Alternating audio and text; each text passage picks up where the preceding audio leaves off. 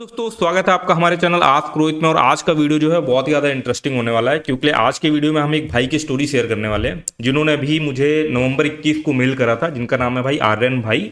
और ये जो है ना, ये यार इटली में रहते हैं और भाई बहुत ही तगड़े लेवल पर ब्लॉगिंग कर रहे हैं।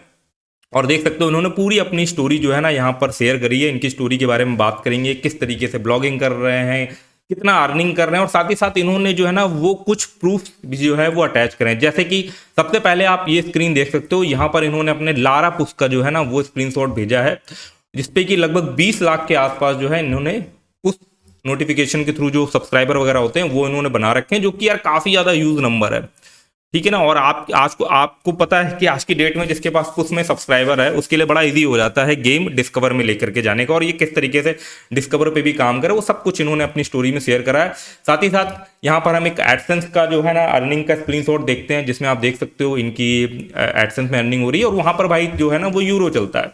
अब यूरो जो है ना यार वो डॉलर से भी ज्यादा हाई फाई है। $1 और INR अगर हम देखें, $1 टू INR तो आप देखोगे 89 में चल रहा है। और 1 यूरो अगर हम यहाँ पर डालें यूरो टू INR तो ये 103 पे चल रहा है। ठीक है, EURO, ठीक है ना, यूरो ये जो है 103 रुपए में चल रहा है। तो जो डॉलर वाली अर्निंग डैशबोर्ड से होती है ना, उससे ज्यादा ही अर्निंग जो है ना इनकी ये यूरो वगैरह में जो है वो हो रही है। और ट्रैफिक आप देख सकते हो कहाँ से ही लेकर के आ रहा है, इनका यहाँ पर स्क्रीन पर दिखाई दे रहा है। जर्मनी, ऑस्ट्रेलिया, स्विट्जरलैंड, यहाँ को जो है ये टारगेट करके ट्रैफिक वगैरह लेकर के आ रहा है। और अब कुछ इन्होंने स्क्रीनशॉट अटैच करे हैं। ये इन्होंने अपने एक ब्लॉग का स्क्रीनशॉट अटैच करा है, जिसमें आप देख सकते हो जो कि डिस्कवर का ही हमें दिख रहा है। यहाँ पर सीन देख सकते हो डिस्कवर में, जिसमें कि 4 लाख के आसपास ट्रैफिक है। और डिस्कवर का ट्रैफिक भाई कुछ ऐसे ही नीचे जाता है, फिर ऊपर जाता है और फिर एकदम से जो है गायब हो जाता है। बट हाँ, अगर कोई वेबसाइट चली जाती है ना डिस्कवर पे, तो भाई अच्छा खासा मोटा पैसा जो है वो कमा करके हमको जो है वो दे जाती है। और साथ ही साथ ये कुछ गूगल के जो आपका एडेक्स वगैरह रहता है ना कुछ, तो उसको भी साथ में ये यूज करो। उसमें भी इन्होंने अपनी यहाँ पर जो है वो कुछ अर्निंग के स्क्रीनशॉट वगैरह दिखाए हुए हैं, आप देख सकते हो ये हैं। और ये तबूला को भी यूज कर रहे हैं, क्योंकि भाई कुछ न्यूज टाइप का कंटेंट है। तबूला का भी इन्होंने जो है यहाँ पर अर्निंग का स्क्रीनशॉट वगैरह लगाया हुआ है। तो इस तरीके से यार काफी डाइवर्सिफाई करके अलग अलग इनकम सोर्सेज का यूज करके जो है ये अर्न कर रहे हैं। यहाँ पर देख सकते हो ये कोई और एक यूट्यूब चैनल भी इन्होंने बना रखा है, क्योंकि भाई एज अ कंटेंट क्रिएटर मैं इतनी बार बोल चुका हूँ कि अब सिर्फ ब्लॉग बनाने से भी भाई काम नहीं चलेगा। अब हमें जो है ना वो 360 डिग्री काम करना पड़ेगा, कंटेंट को भी साथ में लेकर के जो है वो चलना पड़ेगा। ठीक है कि वीडियो कंटेंट बना रहे वो हेल्प करता है। और ये भाई यूट्यूब चैनल से भी जो है ना वो देखो अच्छी खासी इनके यूट्यूब चैनल से भी जो है वो अर्निंग हो रही। 736 यूरो हम यहाँ पर देख सकते हैं। और ये भी देख सकते हो भाई, ये इनका एक लारा पुस्क का इन्होंने यहाँ पर रियल टाइम टुडे का और दिस वीक का कितने इनके मंथली बेसिस पर सब्सक्राइबर गेन हो रहे हैं, ये सब स्क्रीनशॉट भाई साहब जो है ना इन्होंने लगा करके भेजे हैं और पूरी अपनी एक स्टोरी भेजी है। तो इनकी स्टोरी जो है ना यार मैं आगे वीडियो में अटैच कर रहा हूँ। ठीक है, आप एक बार सुनना, समझना भाई किस तरीके से काम करते हैं, क्या इनका स्ट्रगल रहा है, क्या चीज रही है। भाई काफी इंस्पायर हो गए आप। ठीक है ना। और ये जो स्टोरी है ना यार, ये यार मैंने जो है ना ये गूगल जो नोटबुक एलम रहता है उसको यूज करके यार जनरेट करी ऑडियो फॉर्म में। तो एक बार आप समझना, ध्यान देना और बताना कि यार एक्सपीरियंस कैसा था। ठीक है ना। क्योंकि मैं यहाँ तक तो मैं वीडियो बना रहा हूँ, उसके आगे मैं जो है ना वो एक ऑडियो फॉर्म लगा रहा हूँ भाई, क्योंकि AI ने यार इतना बढ़िया यार ऑडियो बना के दिया है कि उतनी अच्छी स्टोरी मैं नरेट ही ना कर पाता। तो जो स्टार्टिंग की भूमिका है ना यार वो मैं निभा रहा हूँ। बाकी आगे भाई AI को जो है मैंने कमान दे दी है और उसने बहुत ही अच्छी इनकी जो है स्टोरी को जो है वो प्रेजेंट करा हुआ है। और अगर आपको ये स्टोरी इंटरेस्टिंग लगती है तो भाई को अप्रोच करके, भाई का कनेक्शन हो गया, मतलब कि नंबर आ गया ना, और भाई के साथ बात करके जो है ना एक 1-to-1 पॉडकास्ट भी करते हैं। तो उसके लिए भी आप जो है वो इनकी स्टोरी जब आप सुनोगे तो अपना इंटरेस्ट जो है वो कमेंट बॉक्स में जरूर दिखाना, कमेंट कर देना भाई पॉडकास्ट। तो भाई के साथ जो है वो हम डिटेल में जो है इस पर बात करेंगे। बाकी यार आप जो है स्टोरी को एंजॉय करो। आज की जो कहानी है ना वो सुनने में लगभग नामुमकिन सी लगती है। बिल्कुल। एक लड़का जो 10वीं के बाद भारत से इटली जाता है, कोई मेंटोर नहीं, कोई गाइडेंस नहीं, और वो सिर्फ YouTube वीडियो देखकर ब्लॉगिंग शुरू करता है। सोचिए जरा। और शुरुआती 8 महीने उसकी कमाई क्या होती है? 0। शून्य। और फिर कुछ ही सालों में वो सालाना 70,000 यूरो यानी लगभग 65 लाख रुपए कमाने लगता है। यही तो इस कहानी का सबसे हैरान करने वाला हिस्सा है। ये आर्यन वैद की कहानी है और हमारे पास उनकी पूरी यात्रा का एक तरह से पूरा ब्यौरा है। तो आज हम इसी की परतें खोलेंगे, समझने की कोशिश करेंगे कि ये 0 से 70,000 यूरो का सफर आखिर तय हुआ कैसे? और ये कहानी सिर्फ पैसे की नहीं है, ये एक मानसिकता की कहानी है। अच्छा। आज के डिजिटल दौर में मतलब जब सब कुछ एल्गोरिथम पर चलता है, तब एक इंसान कैसे सिर्फ अपनी मेहनत और अनुशासन के दम पर उस सिस्टम को अपने फायदे के लिए इस्तेमाल कर सकता है। सही है। आज हम आर्यन की रणनीति, उनके संघर्ष के पीछे की जो सोच है और इस इकोसिस्टम को समझने की कोशिश करेंगे जो उनकी असली ताकत है। ये कहानी दिखाती है कि इंटरनेट पर सफलता कोई लॉटरी नहीं, बल्कि एक प्रोसेस का नतीजा हो सकती है। तो चलिए कहानी के बिल्कुल शुरू में चलते हैं। आर्यन भारत में थे, लेकिन असली कहानी तब शुरू होती है जब वो 10वीं के बाद अपने परिवार के साथ इटली शिफ्ट हो जाते हैं। हाँ, उनके पिता तो मतलब पहले से ही वहां थे, कोई 16 साल से काम कर रहे थे। एक नया देश, नई भाषा, नया कल्चर, ये अपने आप में एक बहुत बड़ा चैलेंज रहा होगा। बिल्कुल, और ऐसी सिचुएशन में ज्यादातर लोगों पर एक सुरक्षित रास्ता चुनने का दबाव होता है। एक अच्छी नौकरी ढूंढ लो, सेटल हो जाओ। एग्जैक्टली। लेकिन आर्यन की सोच अलग थी। इटली में स्कूल के एक वर्क एक्सपीरियंस प्रोग्राम में उन्होंने कुछ पैसे कमाए और बचाए, और उन पैसों को देखकर उनके दिमाग में एक बात साफ हो गई। क्या? कि मुझे महीने के अंत में आने वाली सैलरी नहीं चाहिए, मुझे अपने समय और अपनी जिंदगी पर पूरा कंट्रोल चाहिए। उन्हें आज़ादी चाहिए थी, और इसी एक सोच के साथ उन्होंने अपने बचाए हुए पैसों से ब्लॉगिंग की दुनिया में पहला कदम रखा। और यहीं से असली ग्राइंड, मतलब वो जो मेहनत वाला दौर होता है, वो शुरू होता है। कोई सिखाने वाला नहीं, कोई बताने वाला नहीं कि क्या करना है, कैसे करना है, सब कुछ यूट्यूब से सीखा। लेकिन जो शुरुआती दौर था वो किसी के भी हौसले को तोड़ने के लिए काफी था। बिल्कुल। 1 मिनट, ये आंकड़ा सही है? पहले 8 महीने तक लगातार काम करने के बाद उनकी कमाई थी 0 यूरो। 0। और ये सिर्फ कमाई की बात नहीं है। गूगल एडसेंस, जो ब्लॉगर्स के लिए कमाई का पहला दरवाजा होता है, हाँ, उसने उन्हें 1 या 2 बार नहीं बल्कि 8 बार रिजेक्ट किया। 8 बार? जरा उस मानसिकता को समझिए। आप रोज मेहनत कर रहे हैं, कंटेंट लिख रहे हैं, और जिस दरवाजे को आप खटखटा रहे हैं वो 8 बार आपके मुंह पे बंद कर दिया जाता है। मैं तो शायद 2 हफ्ते में ही हिम्मत हार जाती। ज्यादातर लोग शायद तीसरे या चौथे रिजेक्शन के बाद ही मान लेते कि ये रास्ता उनके लिए नहीं है। ये सोचना भी मुश्किल है कि उस दौरान उनके दिमाग में क्या चल रहा होगा। लेकिन उन्होंने हार नहीं मानी, और इसी मुश्किल दौर में उन्होंने एक नियम बनाया जो शायद उनकी पूरी सफलता की नींव बना। कौन सा नियम? नियम था रोजाना 2 आर्टिकल्स, चाहे कुछ भी हो जाए। अच्छा। बीमार है, स्कूल का काम है, कहीं बाहर जाना है, कोई फर्क नहीं पड़ता। 2 आर्टिकल मतलब 2 आर्टिकल। और ये जो नियम है ना, ये टैलेंट के मिथक को तोड़ता है। आर्यन की सफलता दिखाती है कि डिजिटल दुनिया में एल्गोरिथम को हराने का सबसे बड़ा हथियार कोई सीक्रेट ट्रिक नहीं है, बल्कि उबाऊ लगने वाली रोज की मेहनत है। कंसिस्टेंसी। बिल्कुल। आप एल्गोरिथम को आउटस्मार्ट नहीं बल्कि आउटवर्क करते हैं। इसे डेजर्ट ऑफ डिस्पेयर यानी निराशा का रेगिस्तान भी कहते हैं। निराशा का रेगिस्तान। हाँ, आप मेहनत का बीज बो रहे हैं, पर दूर दूर तक हरियाली का कोई निशान नहीं दिखता। रोज 2 आर्टिकल लिखने का नियम उस रेगिस्तान में रोज पानी डालने जैसा था, इस उम्मीद के साथ कि एक दिन कुछ उगेगा जरूर। लेकिन एक सवाल मेरे मन में आता है, हाँ। क्या रोज 2 आर्टिकल लिखने से क्वालिटी पर असर नहीं पड़ता? कहीं ऐसा तो नहीं कि वो सिर्फ कंटेंट की एक फैक्ट्री चला रहे थे? बहुत अच्छा सवाल है, और इसका जवाब है शुरुआत में जब आपको पता नहीं होता कि क्या काम करेगा और क्या नहीं, तब क्वांटिटी ही क्वालिटी को जन्म देती है। अच्छा, कैसे? हर आर्टिकल एक प्रयोग होता है। जब आप रोज 2 आर्टिकल पब्लिश करते हैं तो आप बाकियों के मुकाबले दुगनी तेजी से सीख रहे होते हैं। आपको बहुत जल्दी डेटा मिलने लगता है कि लोग क्या पढ़ना पसंद कर रहे हैं, गूगल किस तरह के कंटेंट को पसंद कर रहा है। तो वो सिर्फ लिख नहीं रहे थे? नहीं, वो हर दिन डेटा इकट्ठा कर रहे थे और सीख रहे थे।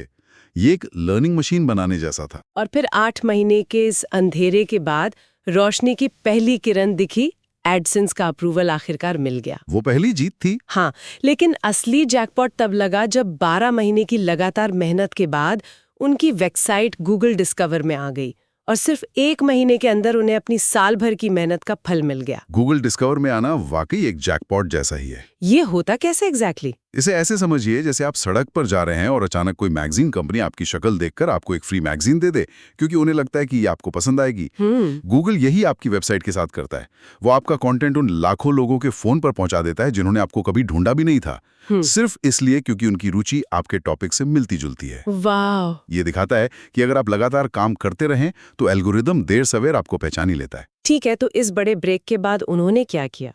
क्या उन्होंने आराम किया? नहीं, उन्होंने एक सिस्टम बनाया, एक फॉर्मूला जिसे वो आज तक फॉलो करते हैं। पहला तो यही कि रोजाना 2 से 4 आर्टिकल्स पब्लिश करना जारी रखा। दूसरा, वो हमेशा ताज़ा और ट्रेंडिंग विषयों पर लिखते हैं, जिसके लिए वो गूगल ट्रेंड्स से कीवर्ड्स उठाते हैं। और तीसरा, जो शायद सबसे जरूरी है, वो है एसईओ की दुनिया में होने वाले बदलावों को समझना और उनके साथ बदलना। ये बहुत जरूरी है। उनके मुताबिक एसईओ हर महीने बदलता है।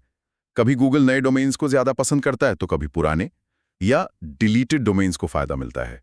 ये डिलीटेड डोमेन्स क्या है? इसे ऐसे समझिए कि आप एक नई दुकान खोलने की बजाय एक पुरानी मशहूर दुकान खरीद रहे हैं जो किसी वजह से बंद हो गई थी। अच्छा। उस दुकान के बाजार में पहले से एक पहचान है, एक अथॉरिटी है।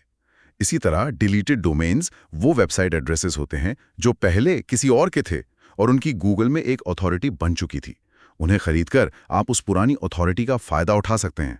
तो मतलब उन्होंने इन बदलावों से डरने की बजाय उन्हें एक अवसर की तरह इस्तेमाल करना सीख लिया। बिल्कुल। ओके, तो ये तो हुई गूगल से ट्रैफिक लाने की बात। लेकिन यहाँ पर कहानी में एक ऐसा मोड़ आता है जिसने मुझे सबसे ज्यादा हैरान किया। क्या? उनकी कमाई का मुख्य स्रोत सिर्फ गूगल से आने वाला ट्रैफिक है ही नहीं, उन्होंने अपना एक पूरा इकोसिस्टम खड़ा कर लिया है। हाँ, ये उनकी असली ताकत है। जरा इन आंकड़ों पर गौर कीजिए। 2 मिलियन यानी 20 लाख लारा पुश सब्सक्राइबर्स। एक सेकंड, ये लारा पुश क्या है? क्या ये ईमेल जैसा कुछ है? नहीं, ये उससे भी ज्यादा पावरफुल है। आपने देखा होगा जब आप किसी वेबसाइट पर जाते हैं तो एक पॉपअप आता है जो पूछता है शो नोटिफिकेशंस। हाँ, आता है। लारा पुश एक ऐसी ही सर्विस है। जब कोई अलाउ पे क्लिक करता है तो वो वेबसाइट उसे सीधे उसके ब्राउजर पे नोटिफिकेशन भेज सकती है। आर्यन ने 20 लाख लोगों से वो यस क्लिक करवाया है। 20 लाख?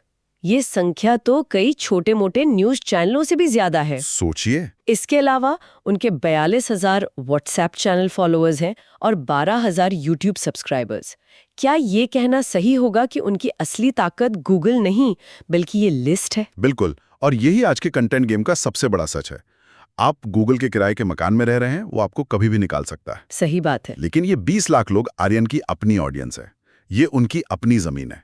इसका असर यह है कि वो सिर्फ एक बटन दबाकर एक पुश नोटिफिकेशन से 10,000 से ज्यादा लोग सीधे अपनी वेबसाइट पर ला सकते हैं। वाह। गूगल का एल्गोरिदम बदले, उनकी वेबसाइट की रैंकिंग ऊपर नीचे हो, कोई फर्क नहीं पड़ता। इस इकोसिस्टम की वजह से बुरे महीने में भी जब गूगल से ट्रैफिक लगभग बंद हो, तब भी वो लगभग 1500 यूरो कमा लेते हैं। ये उनका सेफ्टी नेट है। उनका इंश्योरेंस है। ठीक है, तो उन्होंने ट्रैफिक का ये जबरदस्त सिस्टम बना लिया, लेकिन असली सवाल तो ये है कि ये ट्रैफिक पैसे में कैसे बदलता है? पिछले साल उनकी कुल कमाई 70,000 यूरो से ज्यादा थी। और सबसे दिलचस्प बात यह है कि साल के आखिरी 4 महीनों में, यानी अक्टूबर से दिसंबर के बीच, ये कमाई आसमान छूने लगती है। ऐसा क्यों? क्योंकि इस दौरान त्योहारों और छुट्टियों की वजह से कंपनियां विज्ञापनों पर ज्यादा पैसा खर्च करती हैं, जिससे आरपीएम यानी रेवेन्यू पर मिल, प्रति 1000 विजिट पर होने वाली कमाई, हाँ, वो बहुत बढ़ जाता है।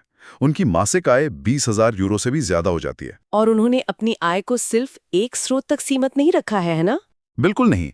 वो AdSense, Google partner, Taboola, Seedtag, monetizer, मतलब कई अलग अलग प्लेटफॉर्म का इस्तेमाल करते हैं। इसे डाइवर्सिफिकेशन कहते हैं ना? एग्जैक्टली। अपनी आय के स्रोतों को अलग अलग जगहों पर फैलाना, ये एक बहुत ही स्मार्ट रणनीति है। अगर एक प्लेटफॉर्म से कमाई कम होती है या वहां कोई समस्या आती है तो दूसरा प्लेटफॉर्म उसे संभाल लेते हैं। लेकिन जैसा हमने शुरू में कहा था, ये सफर कभी भी सीधा और आसान नहीं रहा। गूगल अपडेट्स ने उन्हें कई बार बहुत बड़ा नुकसान पहुंचाया है। हाँ, ये तो होता ही है। एक बार तो ऐसा भी हुआ कि लगातार 5 महीनों तक उनकी कमाई लगभग शून्य हो गई थी। 5 महीने? हाँ, और ये उस वक्त की बात है जब वो पहले से अच्छी कमाई कर रहे थे। सोचिए, आप एक मुकाम पर पहुंच चुकी हैं और अचानक एक अपडेट आता है और आपकी कमाई 0 हो जाती है। ये शुरुआती 8 महीनों से भी ज्यादा तोड़ने वाला रहा होगा। क्यों? क्योंकि अब आपके पास खोने के लिए बहुत कुछ था। ज्यादातर लोग ऐसी स्थिति में पैनिक करते हैं। वो अपनी पूरी रणनीति बदल देते हैं, अपने काम पर शक करने लगते हैं, शायद काम करना ही छोड़ देते हैं। बिल्कुल। लेकिन आर्यन ने क्या किया? उन्होंने अपनी मूल आदत, अपनी प्रक्रिया को नहीं छोड़ा। वो रोज 2 से 4 आर्टिकल्स लिखना जारी रखते। वाह। उनका विश्वास परिणाम में नहीं, अपनी प्रक्रिया में था। और नतीजा, 5 महीने के उस भयानक दौर के बाद अगले ही महीने उन्होंने शानदार वापसी की। ये उनकी मानसिक मजबूती का सबसे बड़ा सबूत है। और इस मानसिक मजबूती के पीछे शायद एक और वजह थी। उन्होंने बताया कि इटली में रहने का महीने का न्यूनतम खर्च लगभग 2000 यूरो है। यानी करीब 1,80,000 रुपए। तो उन पर लगातार अच्छा प्रदर्शन करने का एक बाहरी दबाव भी था। इसके बावजूद उन्होंने कभी कोई नौकरी नहीं की। क्योंकि उनका लक्ष्य एक सुरक्षित सैलरी पाना था ही नहीं, उनका लक्ष्य था आजादी। आजादी। वो जानते थे कि नौकरी उन्हें हर महीने 2,000 यूरो तो दे देगी, लेकिन वो कंट्रोल छीन लेगी जिसके लिए उन्होंने ये सब शुरू किया था। उनका अपने बनाए हुए सिस्टम पर जो विश्वास था वो किसी भी गूगल अपडेट से कहीं ज्यादा बड़ा था। तो इस पूरी कहानी से बड़े सबक क्या निकलते हैं? मेरे लिए तो पहला और सबसे बड़ा सबक यह है कि निरंतरता यानी कंसिस्टेंसी टैलेंट से कहीं ज्यादा बड़ी चीज है। रोज काम करने की आदत ही आखिर में रंग लाती है। दूसरा, कंपाउंडिंग इफेक्ट वाकई में काम करता है। शुरुआत में आपकी छोटी छोटी मेहनत का कोई असर नहीं दिखता, लेकिन एक समय के बाद वो सारी मेहनत जुड़कर एक धमाके की तरह वापस आती है, जैसा आर्यन के साथ 1 साल बाद हुआ। सही बात है। वो 1 साल तक जो पत्थर तोड़ रहे थे वो आखिरी चोट से नहीं बल्कि उससे पहले की हर एक चोट से टूटा था। और तीसरा, जो शायद आज के समय में सबसे जरूरी है, वो ये कि सिर्फ गूगल जैसे प्लेटफॉर्म के भरोसे मत बैठो। बिल्कुल। वो आपकी दुकान के मकान मालिक हैं जो किराया कभी भी बढ़ा सकते हैं, आपको निकाल भी सकते हैं। Push notification, WhatsApp, email list, इनके जरिए अपनी ऑडियंस से सीधा रिश्ता बनाओ, अपनी जमीन खुद खरीदो। और सबसे अहम बात, मुश्किलों से वही उभर पाते हैं जो अपनी प्रक्रिया पर विश्वास रखते हैं। सही। जब 5 महीने तक कमाई शून्य थी, तभी आर्यन का रोज आर्टिकल लिखना इस बात का सबूत है कि वो परिणाम के गुलाम नहीं थे बल्कि अपनी प्रक्रिया के मालिक थे। अगर कोई 8 महीने जीरो कमाई के बाद और फिर 5 महीने की जीरो कमाई के एक और दौर के बाद भी लगा रह सकता है, तो ये साफ है कि सही दिशा में लगातार की गई मेहनत कभी बेकार नहीं जाती। ये कहानी उन सभी के लिए एक बहुत बड़ी प्रेरणा है जो अपने सफर में कहीं फंसा हुआ महसूस कर रहे हैं या हार मानने की सोच रहे हैं। ये दिखाती है कि धैर्य और अनुशासन का फल जरूर मिलता है, चाहे उसमें कितना भी वक्त क्यों ना लगे। बिल्कुल। जाते जाते एक सवाल सोचने के लिए छोड़ जाते हैं। आज की डिजिटल दुनिया में ट्रैफिक का असली मतलब क्या है? क्या ये सिर्फ वो अनजान लोग हैं जो किसी सर्च इंजन से आपकी वेबसाइट पर आते हैं और चले जाते हैं? या फिर ट्रैफिक वो समुदाय है जिसे आपने बनाया है, वो लोग जिनका आप पर भरोसा है और जिन तक आप एक बटन दबाकर सीधे पहुंच सकते हैं, चाहे कोई एल्गोरिथम बदले या ना बदले। आर्यन की कहानी शायद इसी दूसरे जवाब की ताकत को दिखाती है।